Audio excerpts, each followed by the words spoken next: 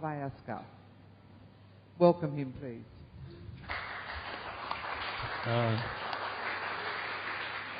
Thank you, Jane. The acoustic here is not fantastic, but I will be extremely brief because, as Jane mentioned, we'll have to all move out of this building at some point, and I feel that we might run out of time for the last presentation of the day. So we need to bear in mind that as a courtesy to the last presenters that we shall try to run this whole proceeding on time. I'm just going to very simply outline the objective of this symposium. There are two main objectives, which is fundamental to reflect on space, but there are two ways we're going to do this. One is to have guest speakers like David, who will present papers on projects that can be that are somehow related to the kind of philosophy and curatorial approach of space. So we can, if you like, contextualize space in a broader landscape of similar initiatives and projects. The other objective is to actually reflect on the individual projects, some of the individual projects. This will be very useful for us also in terms of planning for the next space, because space is organizational structure of space is an experimental one that is, we are constantly reviewing what we're doing while maintaining the overall philosophy of our program. What I'm simply going to do is just to clarify what we've been trying to do. I'll just outline our main aim and objective, so it's just clear for everyone.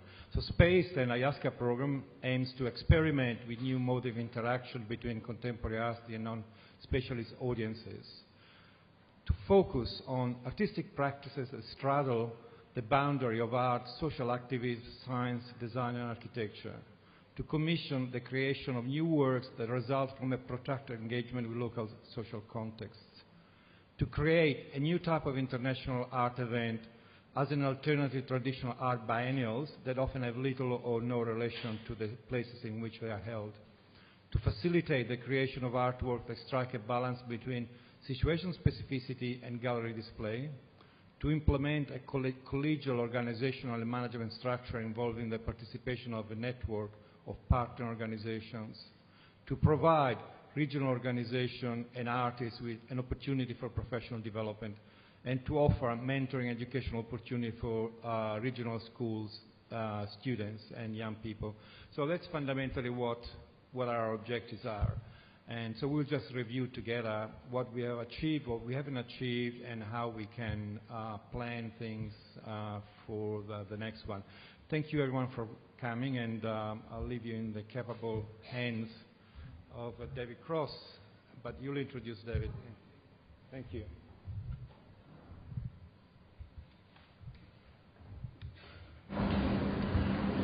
So, here we have David Cross.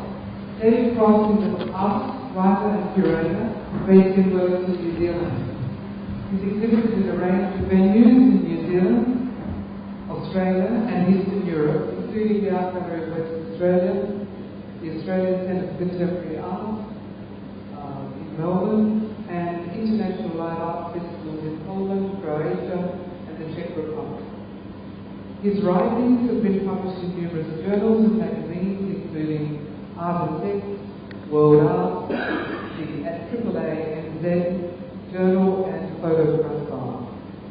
David is Associate Professor in Fine Arts at Massey University, where he directs the Litmus Research Initiative, and with Claire Doherty co-directed the one-day sculpture series of 20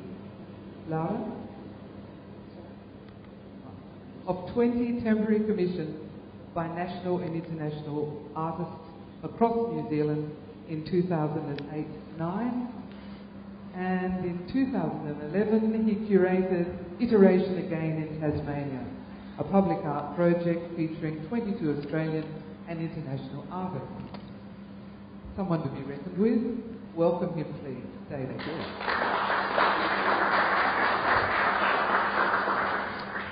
Thanks, Jan. I don't know if my mic's on. Do I need to talk into this and have my lapel mic? I do, okay. Double trouble. All right. Thanks very much, everyone. Lovely to be here. It's my first trip to Perth, so it's really wonderful to engage and also to see the space project, which was really fabulous. I was going to talk about the project that I just did in Tasmania last year, but I decided to shift gears, partly because I had a conversation with Marco in Canberra last year, and we're talking about how a lot of these kind of conferences on public art, we kind of talk about Lancier and Badiou and spatial theory. What we often kind of don't talk about are the minutiae, the logistical issues that, to our minds, really, in fact, inflect a lot of the meanings of temporary public artwork. So what I've decided to do today is to talk to you about one project that I did a little while ago with, in conjunction with Kurt Doherty, who's a curator and the Director of Situations in the UK. And together we worked on a project in New Zealand called One Day Sculpture, which was 26 artists and 20 projects across 5 cities in New Zealand in 2008-2009. I've talked about that project a lot. In fact, I'm deeply full of inertia at the thought of talking about it again, except that I'm going to drill at it in a different way, which is to choose one project and really try and get at the logistics of what happened. And it's, of course, an absurd and ridiculous saga, as is always the case with these temporary public artworks. So, without further ado, the work in question is called Agony and Public Art by English-based artists Ivan and Heather Morrison. It took place on December the 14th, 2008 in Stout Street, Wellington. Okay. So we might frame works such as these temporary public artworks to the rubrics of place, time, cultural specificity, alterity, materiality, and of course the public sphere. But rarely had we heard discussions that framed the minutiae of processual organisation in terms of what we might call front and centre issues. So rather than talk about the bigger pictures, as I've just articulated, I want to drill down and talk in specific around the ideas of agony and ecstasy, of logistics, chance and negotiation in relation to temporary public art.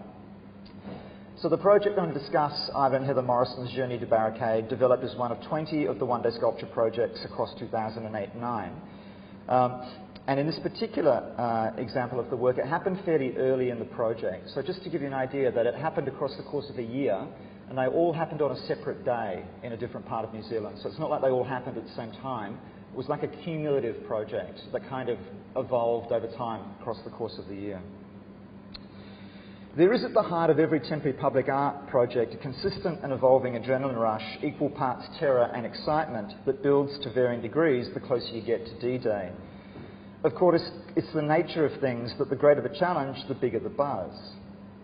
What this means is that an insane level of risk is built into the project, and the fundamental challenge eating at you 24/7 is how to keep the risk at an achievable or livable level.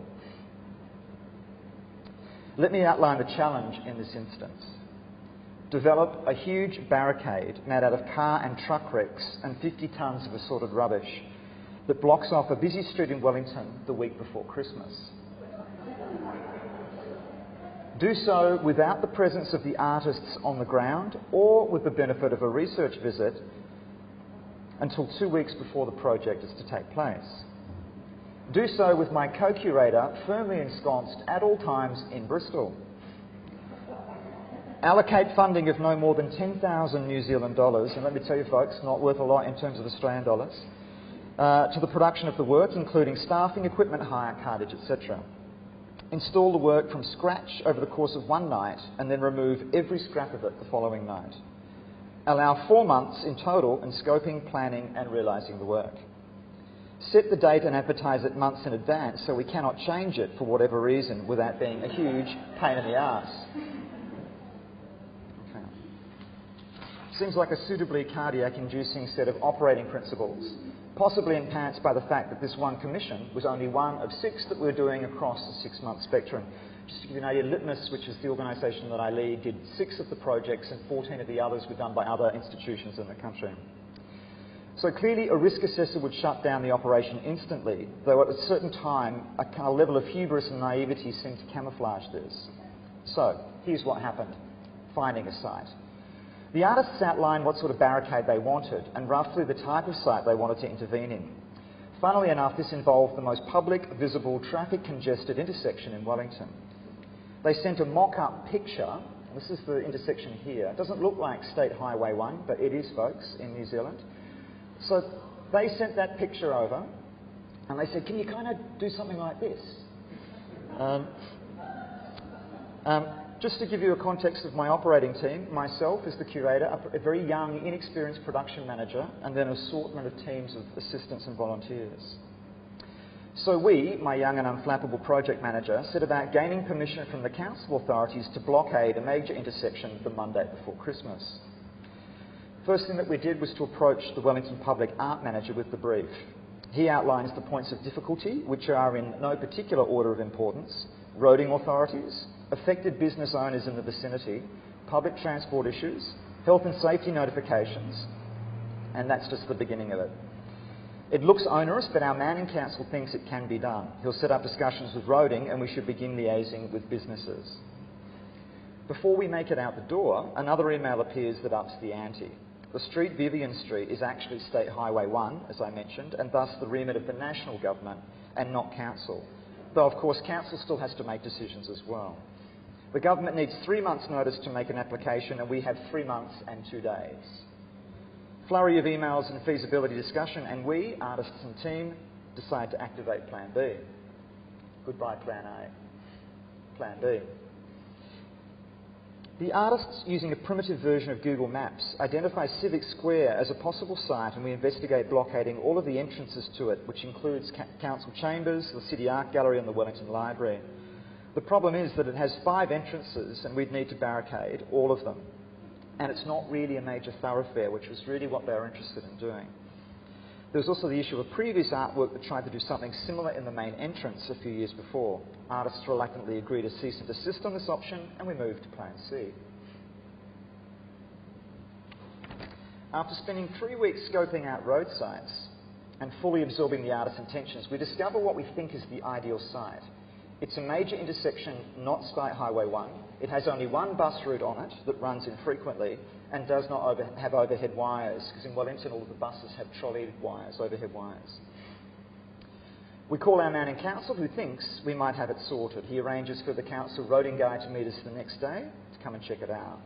The council roading guy, let's call him Barry, begins by telling us what an adventurous project we're proposing and how it'd be a really great thing for Wellington, before applying the brakes on our enthusiasm. The site is unsuitable, traffic cannot be rerouted, and the public transport issue is irresolvable. He'd like to help, but the site is not practical. We retreat to ponder what to do and inform the artist Plan C is not a goer, artist getting increasingly agitated, and 5 weeks to D-Day. Plan D. More walking through the city looking for what appears to be a non-existent site. It has to be busy, lots of traffic, no public transport, and not a swag of businesses to placate in closing off their street the week before Christmas. For the first time, we canvassed the idea of shelving the work entirely and getting the artist to start an entirely new commission, when our man in council calls and says he thinks he's found the site. We drop everything and head down there to what is the shopping precinct of Wellington, and amazingly the site does cover all the criteria. So we ask our friend Barry to come back down and give us his thoughts on the site. Barry arrives, but this time there is no messages of couch support. He's straight into the negatives. The station's nearby, we cannot impede pedestrian flow. When we point out that the pedestrians could take a different route to the station, he blows his cover. My job, says Barry, is to ensure the safe and unimpeded traffic flow through this city. What you're proposing runs counter to my jurisdiction. But it's only for 1 day, Barry. Chill out, mate. This is going to be a really great project. No response. It is only now clear that he has been stringing us along and actually hates the entire premise of the work and is working to ensure it doesn't happen at all. It is also clear that although we have every councillor and Lord Mayor on side, that we need Barry to sign off on the project. By this time, it's 3 weeks before the work is scheduled to take place, and the artists are arriving in 2 days. More than a month of negotiations and lobbying has come to nothing, and I would happily, delightedly, make a dent in Barry's moustache. For some reason, I canvassed the possibility of a date change, which seems completely irrelevant to the sticking point. What about it if we do it on a Sunday instead of a Monday, Barry? And amazingly, and with a completely straight face, Barry says, yeah, that's fine. Barry could have said this all along at any time,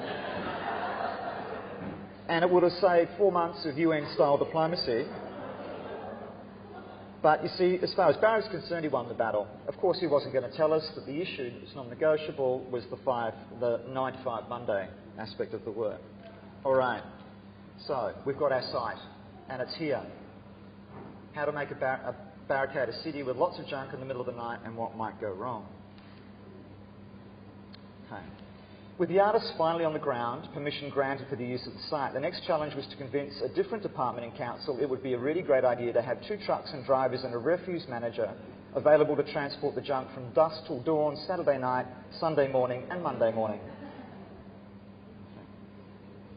We needed to convince them not only that this was a good idea, but they should do it for next to nothing. The manager of this department, let's call him Colin, was the same vintage as Barry with a slightly more no-nonsense manner. I felt an extraordinary sense of trepidation outlining what we wanted to do and why. Colin listened to my 5-minute sales pitch and his facial expression did not change at any time, creating for me a very deep sense of inertia. Even as I was beginning to think that this was utter madness, Colin responded to my pitch by asking, what time do you need the trucks and what needs to be removed? We've only got 2 trucks, you can have those, but we have no one available to supervise and I'll do that. The meeting was over in less than 2 minutes with a big tick from my friend Colin. With the rubbish resolved, all we needed were the car, bus and truck wrecks plus bundles of compressed recycled paper sourced and transported to get them on and off site as per the rubbish. Ivan Morrison found a wrecked blue bus that he loved and he was adamant that we needed it to be hired and towed from a paddock in the boondocks of Wellington. Its axle was kaput and the towing was extremely complex, but it was part of the work, so we made that happen. Finally, a forklift driver needed to be sourced to lift the cars into position, and a team of 15 volunteers drafted into action and were ready to sign off with city engineers. Okay, here's the appropriate time to outline that Wellington is the windiest city in the world, and that December is notorious as the ultimately worst month for evil gales. What we were proposing was to have assorted, potentially deadly flying objects positioned on an 8-metre high barricade.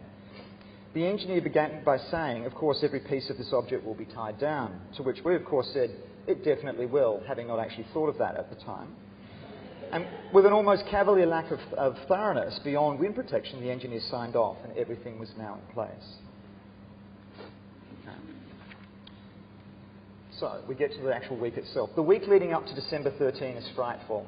Horizontal rain, wind as per usual, and negligible sunshine. We go throughout our risk planning again and try and figure out if we can actually make this work if the weather is not good. Thanks to Barry, and to be fair, our curatorial premise, we have no rain days, so there's no flexibility. It's in the hands of the gods. The forecast is for rain, and the wind described as moderate. Saturday morning begins with drizzle and wind, which turns to just drizzle, which peters out around 3 p.m. There's no sun, but neither is it raining. It is, however, gusty. Then the sun comes out at 7 p.m. just as the 2 teams begin heading into position and the road diversion signs are put in place.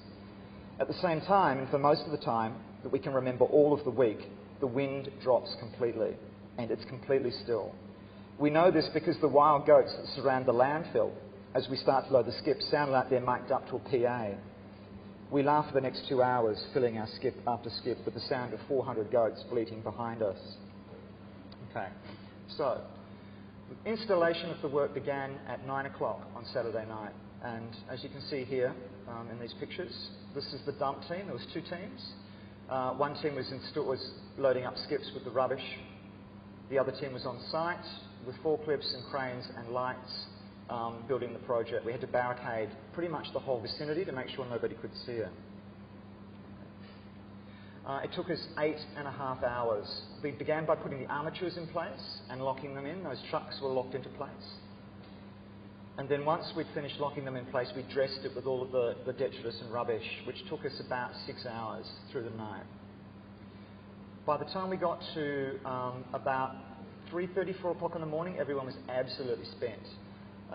But again, we just managed to get the task completed as the sun came up. And it was really crucial that we were off-site as the sun came up.